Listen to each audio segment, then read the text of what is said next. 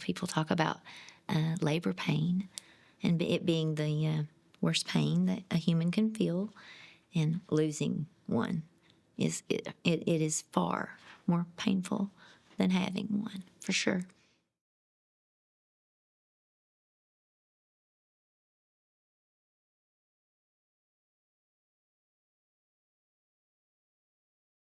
Where do I start?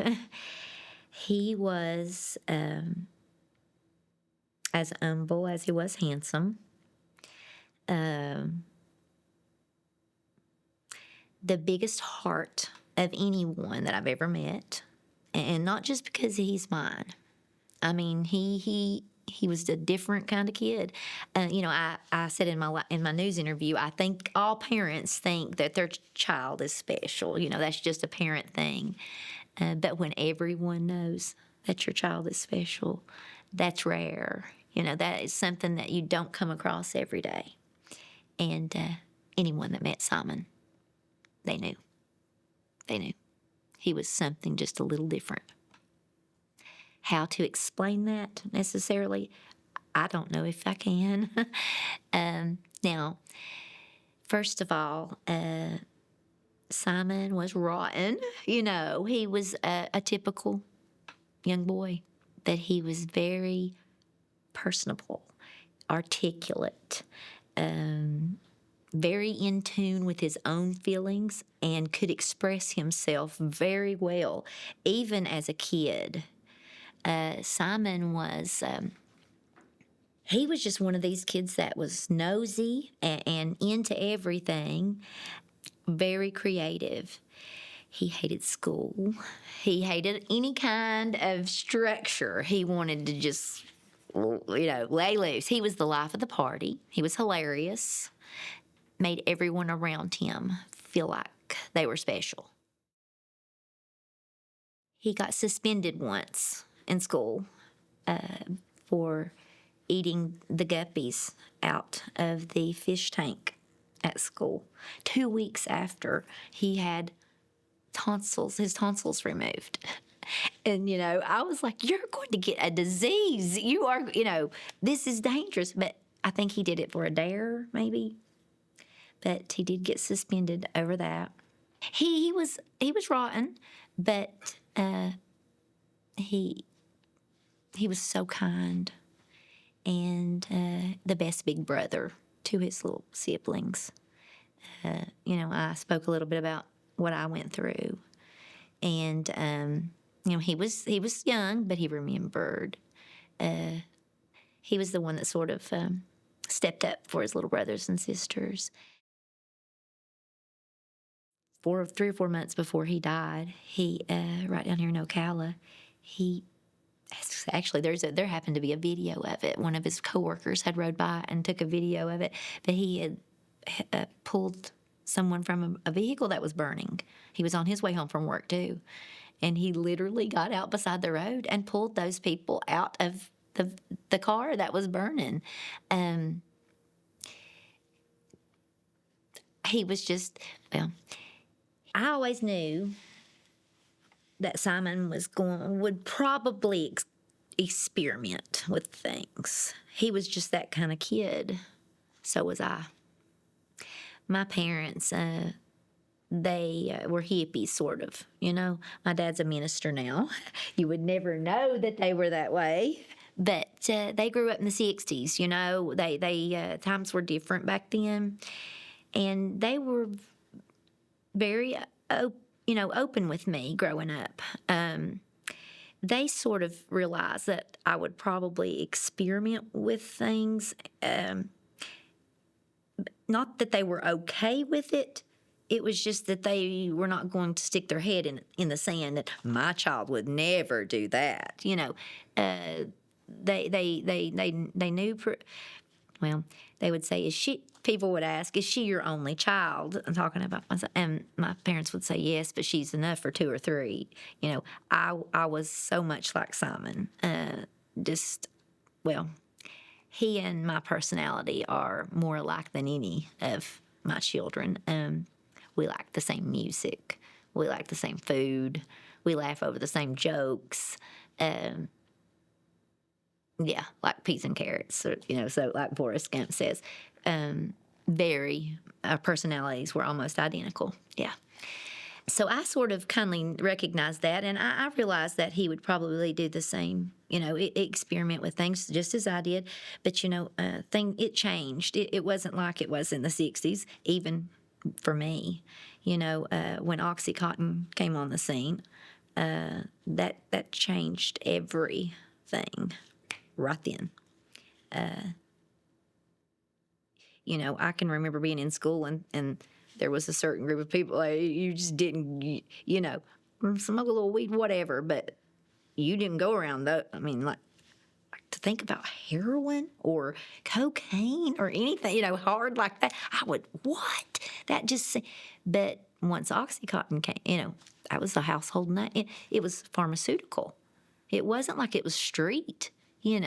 So that was how I guess that's how I reasoned with myself. That's how I consciously made that choice. Now, it's not from the streets, you see. It's from a pharmacy. So, a lab has made that. It's not something.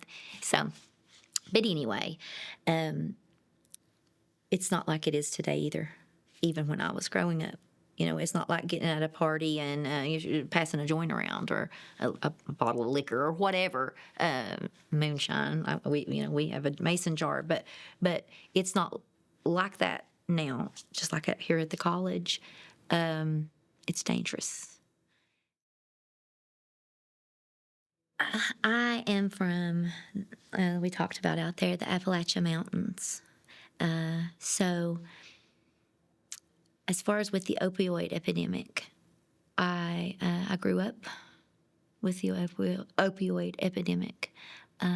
My area was targeted, literally targeted by Big Pharma because of the injured coal miners. Our area is known for coal mining. That's all, and our area is known for injured miners who push themselves and work despite their ability, their disabilities, and they push through their pain to provide for their families. And they were well aware of this and actually targeted doctors in our area to prescribe this kind of medication. As a matter of fact, my husband is a disabled coal miner. He became disabled at 33 years old, permanently disabled in the coal mines. At the time that we were growing up, coal was booming back in the 70s and 80s, and we're back in southern Appalachia, and his family actually owned some mines, and he was underground at 17 years old. So, needless to say, his accidents and things like that, workers' compensation, workers' comp is what we call it. I say force you, but they require you to go to their doctors. And those doctors require you to adhere to their treatment plan, or you don't get a paycheck. If they say you need surgery, you have that surgery, or they don't pay you.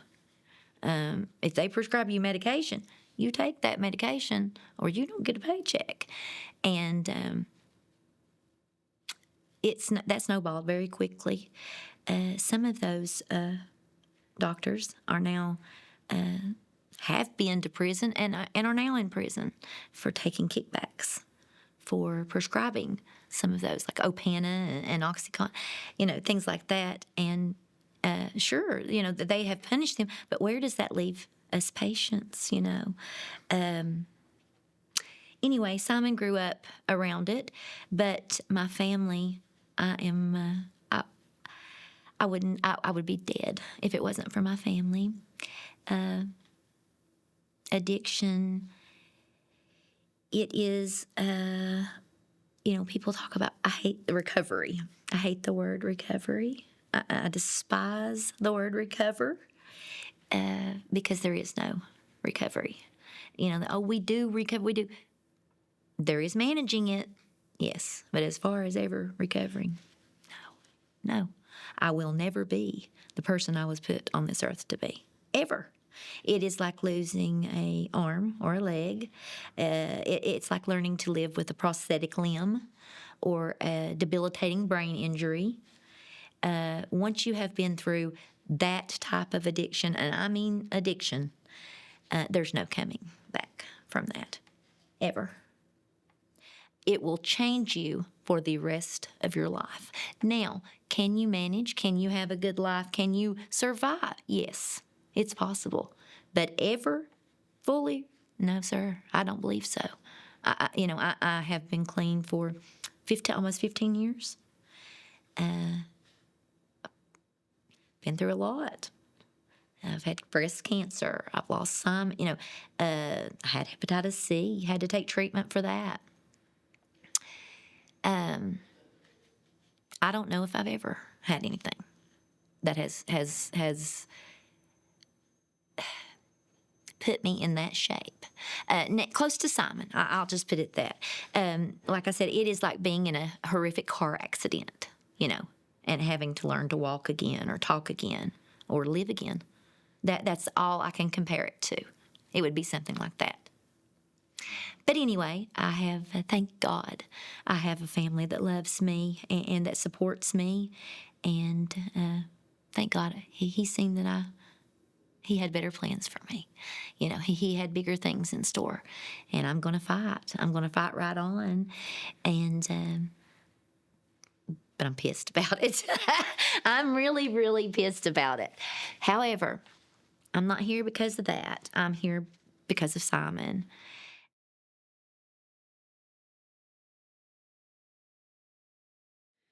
Now, I realize that this will sound different, and a lot of people will not agree with me, Mr. Glenn, on this because of, and I understand, I completely understand.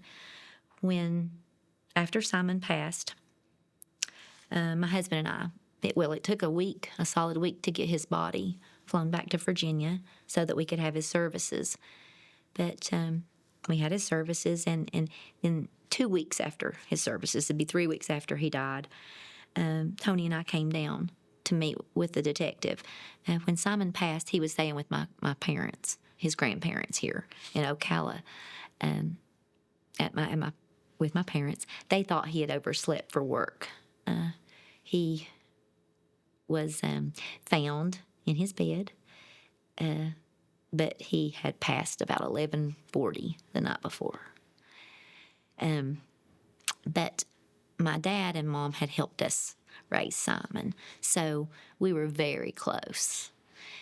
When we came down and met with the detective, my husband and I, he came over to my parents' place, and within just a few moments, I realized something just didn't seem quite right. Now, mind you, right off the bat, my dad called me, and there was no point for me to come here. There was no reason for me to come to Florida, and my parents could not leave him. They couldn't explain, and my dad said, "Sis, I can't explain to you why. I know he's not here. I know he's with Jesus, but I can't come back to Virginia with him in this state. When they put him on the plane, I'll come. I know I'm in my 40s, but my parents, I wanted them really bad. I just needed them with me, But thank God I have other family members.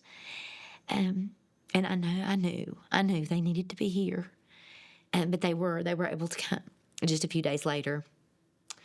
And when me and my parents and Tony came down here 3 weeks later, I don't want to tell you what I was coming here to do to the person who was responsible.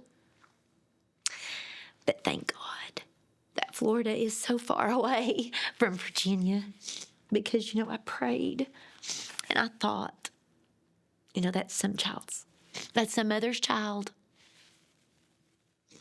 whatever he is, and I have no idea why it was a he or why it wasn't. I just thought it was a he, and I said, no, more than likely that's some mother's child, just like mine.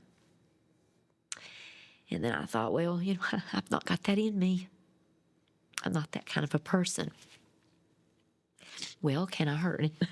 What can I do? And then I thought, I don't know, but I don't know, I'm going to rough him up or something, I'm going to do something. But once I got there and met with the detective, and he left,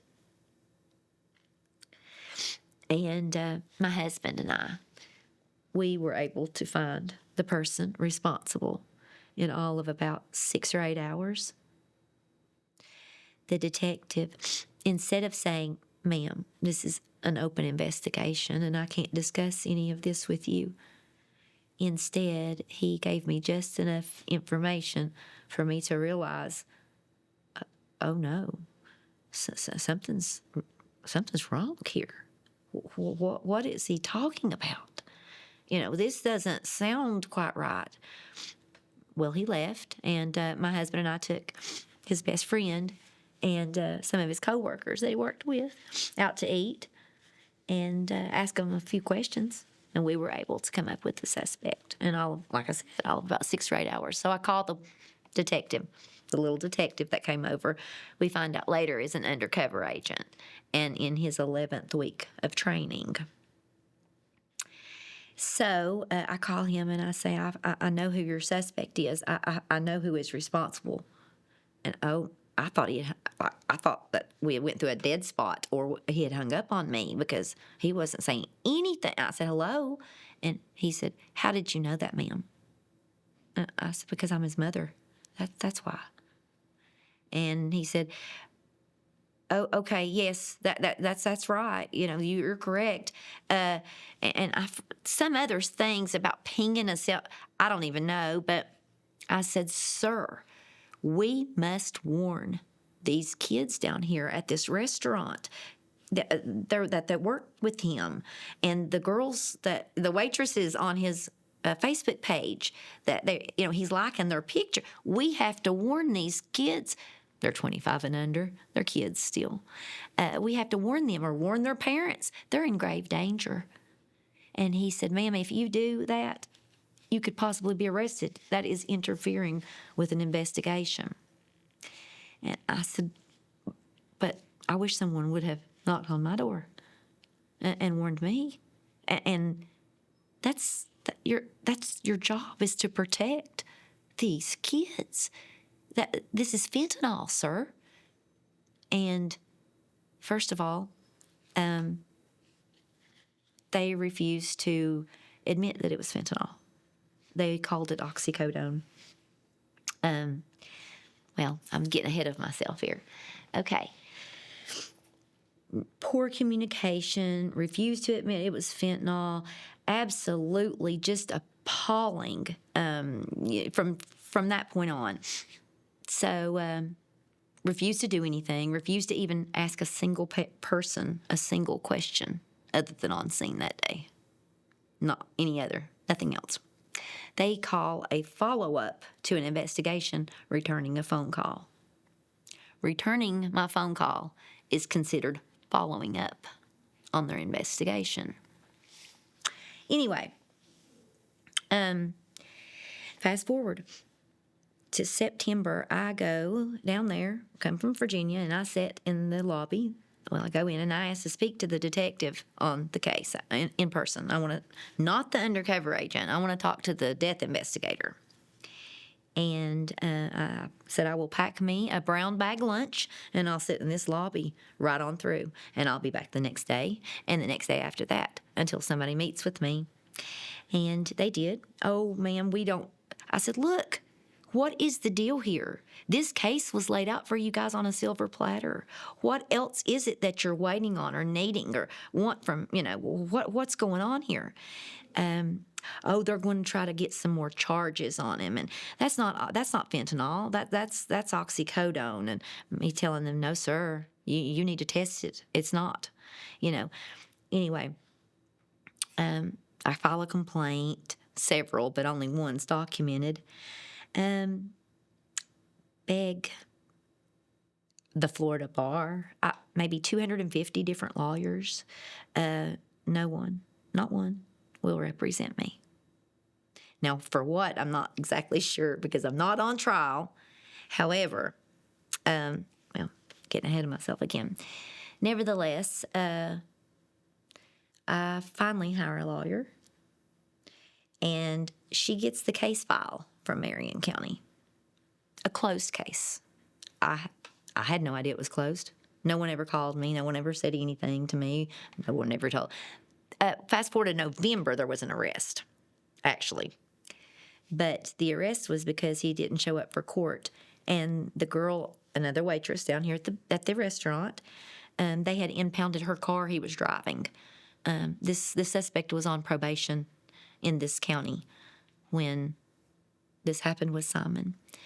I come to find out once I do receive the case, law enforcement knew as soon as they plugged his phone up to electricity who was responsible for Simon's death. They knew before they ever rolled his body from the scene that morning. As a matter of fact, law enforcement charged someone in relation to this crime in August of 2023, unbeknownst to anyone. I am going to absolutely ruffle any feather that comes my way. Yes, indeed. They're going to tell the truth. They're going to do it right, including that boy. Do that boy right, too. Yes, indeed.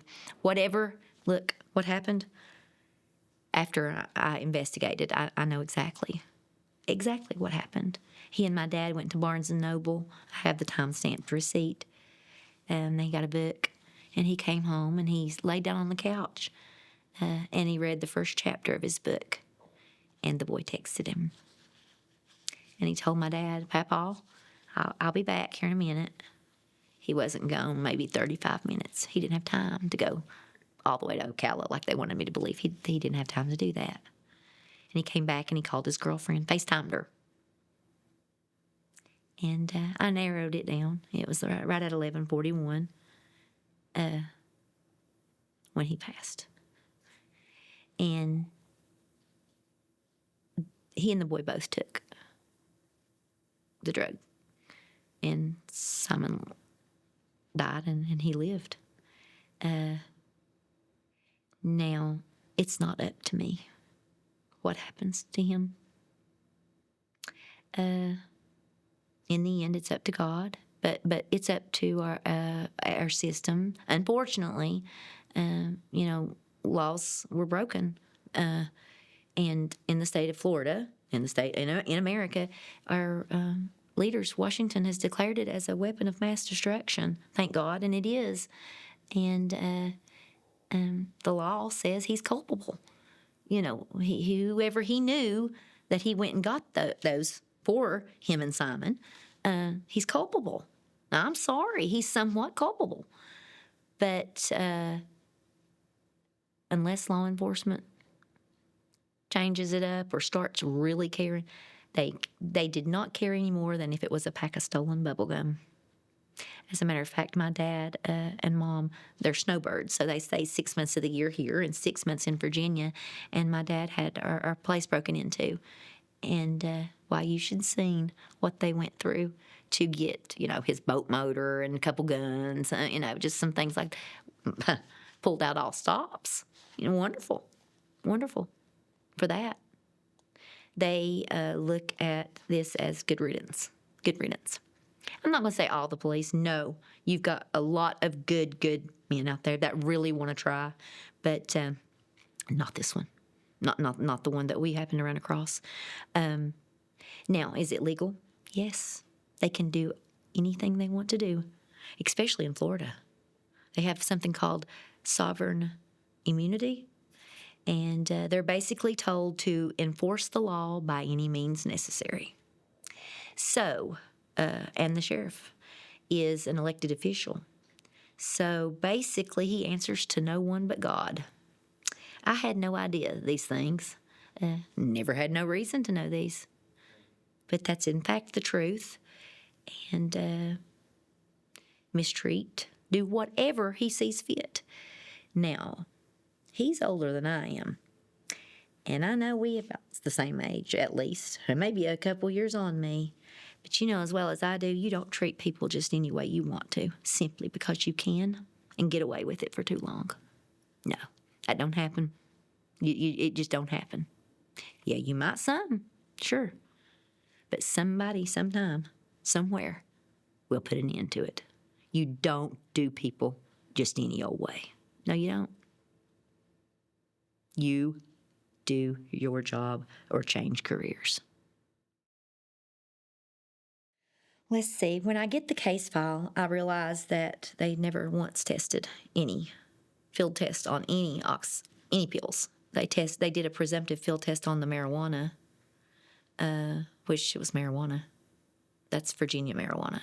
Marijuana is very legal in Virginia, and as a matter of fact, the marijuana came from me, and I had more of it, and they were welcome to test what I had to compare it. That's my marijuana. However, they refused to even test. They looked up drugs.com is how that they did a presumptive field test on the pills they found on Simon. In 2023, the presumptive field test that they did on my son's evidence that they found in his room was look them up on drugs.com. Yes, sir. But there was a presumptive field test done on the marijuana, which indeed was marijuana. However, they told me the entire time that it was oxycodone. Even once the toxicology screen came back, and there was nothing in his system besides a little THC and straight fentanyl. They still called that oxycodone. Finally, I go to the state's attorney's office and take the case myself, hand deliver in person myself to the state's attorney's office. I ask him, what did you need, sir? What did you need to prosecute this case? And he said, I've never seen this case before. And I said, well, it says here that they spoke to you and that you said there wasn't enough to press charges. There wasn't enough evidence. I said, what about the text messages between my son that they charged him for in August of 2020? He said, what text messages? I've never seen any text messages, ma'am, between your son and the suspect. So I then show him the police report. I find out in that case file, there is an email from the state's attorney's office to the sheriff's department requesting the evidence in Simon's specific case without a response.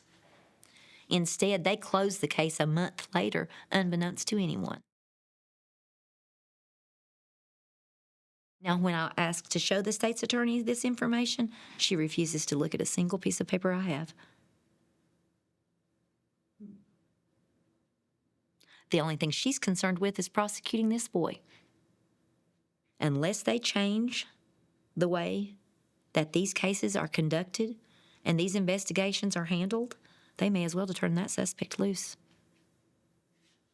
They have literally allowed me to feed the defense in my own son's murder case, or what they call murder, first-degree murder.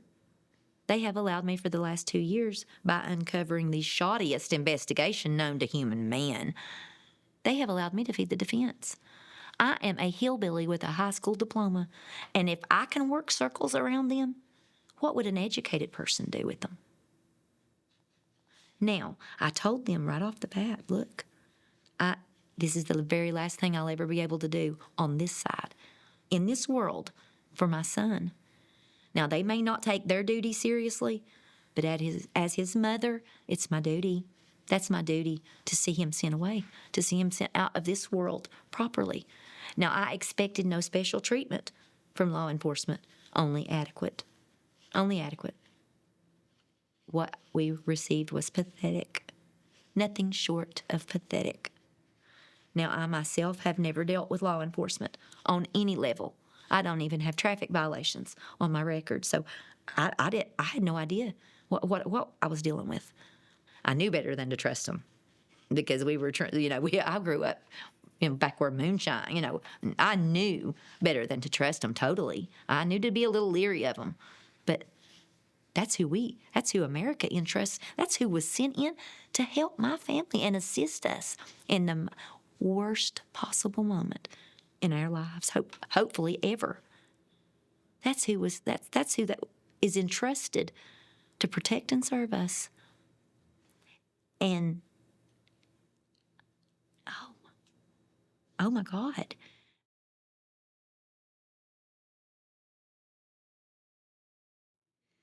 I got a hold of a mother in another county here in Florida. It was 3 months before Simon died. His story sounded almost identical. In November, when they closed Simon's case, this was going on TV. They was pressing charges against the cartel even from there. And I thought, well, what's the difference here? What's the difference between his and Simon's?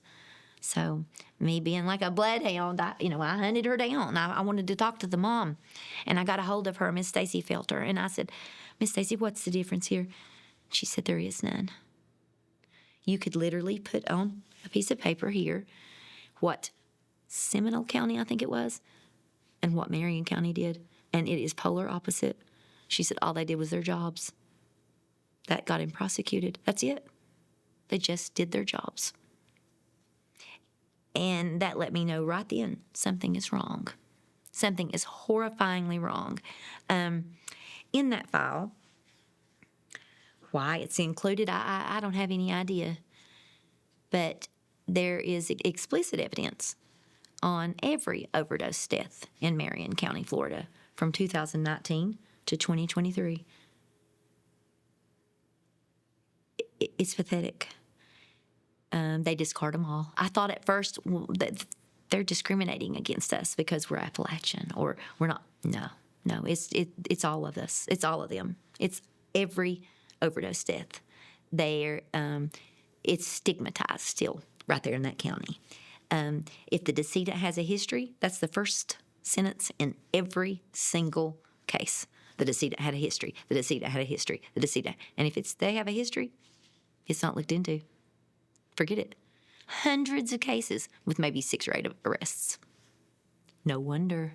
Look, this is how they're conducting the situation. My God. I told the state's attorney, I said, you know what? They said, well, what do you want, man? And look at you, you're a rock star. I was so offended. That's not my job. This is not my job. A grieving mother having to hand deliver my son's file to the state's attorney's office for him to make an informed, educated decision on whether or not to prosecute anyone for anything. That sheriff's department had his case listed as a simple assault in their files, in their system. So once I take it to the state's attorney and he sees it, he says, my God, I want that evidence sent to the FDLE labs.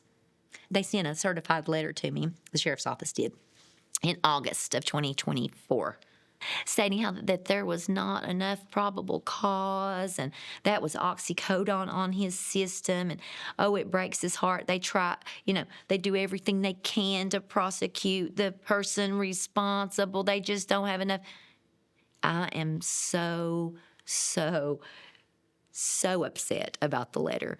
I am telling you, the commas and periods are lies. Every word from their mouth to me, not just 1 or 2 or 10 or 20. Every single word. Now, if it was to catch the bigger fish, I understand that. I mean, I don't like it, but I understand it. I do. No. What is it? Why would they protect a known, in my complaint it says plainly that he is a known violent, he has a criminal with known violent weapons and crimes charges. That told me they had probable cause to question him on day one. But in their certified letter a year later, they're telling me they don't have any probable cause. What? And furthermore, that they tested the evidence 2 or 3 different times and just forgot to document it. And once the state picked up the case and sent the evidence to the FDLE, the Florida Department of Law Enforcement, out of Marion County's hands. And once that happened, they have ceased all communication with me, what little they had to start with.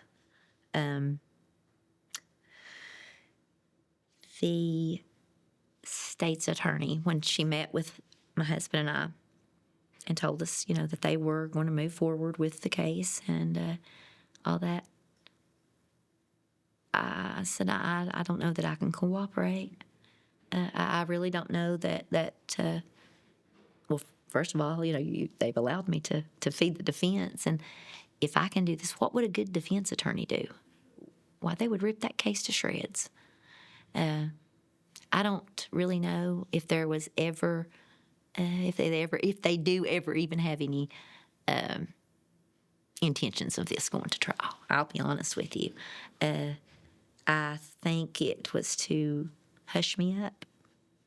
Well, for one, I don't think that a sheriff's department has the authority to withhold information from the state's attorney's office like this, but they did.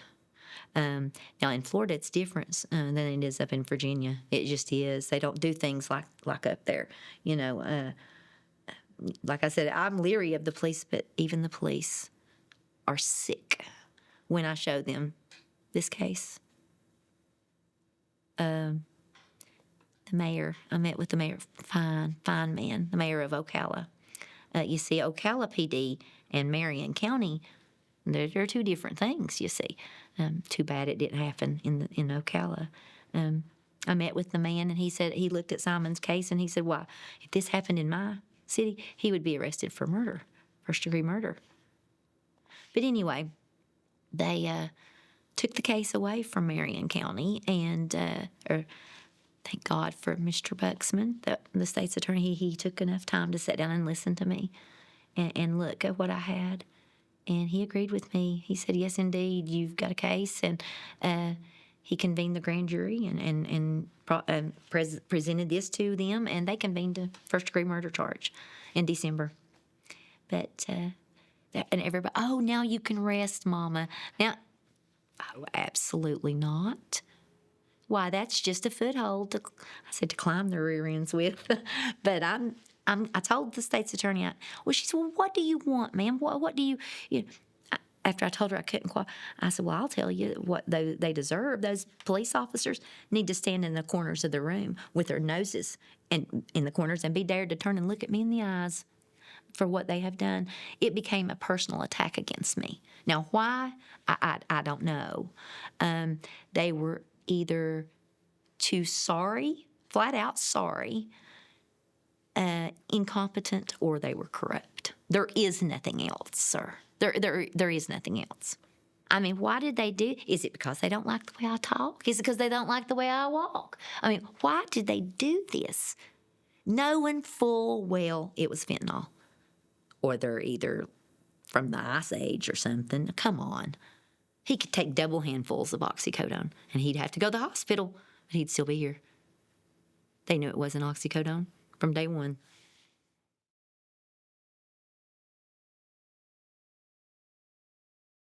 It's not over. I've got plans next week. I've got plans on Monday. I'm going down there. I don't think I'll leave the state until I get answers, and they better start making sense.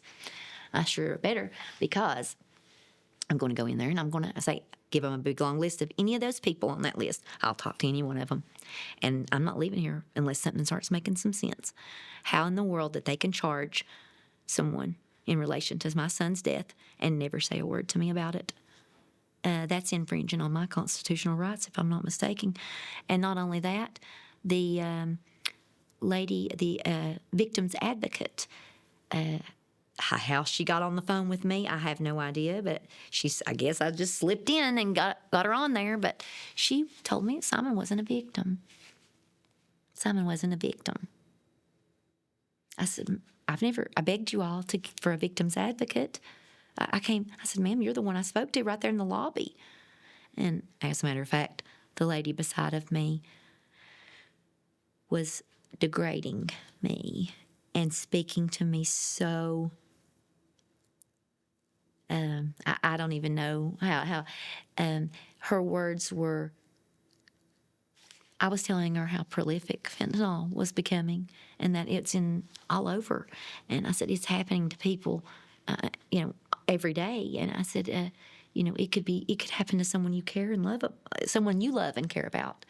And she said, something to the effect that she doesn't speak or care about anyone that it would be possible to happen to.